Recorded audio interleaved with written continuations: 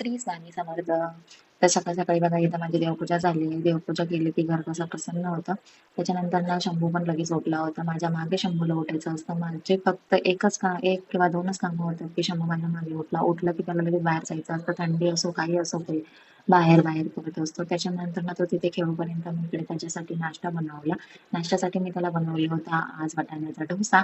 तो इथं डोसा खात होता तोपर्यंत मी इकडे माझी स्वयंपाकाचीही तयारी करून घेतली. तो खातो खेळतो तोपर्यंत माझा स्वयंपाकही झाला होता. त्याची पेटपूजा झाली की तो मग चिडचिड वगैरे काहीही करत नाही. त्याच्यानंतर ना आम्ही चाललो होतो बाहेर भाजीपाला आणण्यासाठी. शंभूचे पप्पा आले होते. ही गाडी आमची नाही बरं का, ही गाडी शंभूच्या मामाची आहे.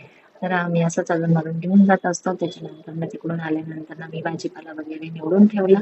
भाजीपाला निवडून झाल्यानंतर ना बाकीची सर्व कामे माझी आवरली. संध्याकाळचा स्वयंपाकही करून घेतला आणि शंभू सोबत बघा मी इथं खेळत बसली. त्याच्यासोबत अशी छोटी छोटी ऍक्टिव्हिटी केली की तो मस्त खेळतो. तर आजचा व्हिडिओ कसा वाटला नक्की कमेंट करून सांगा प्लीज.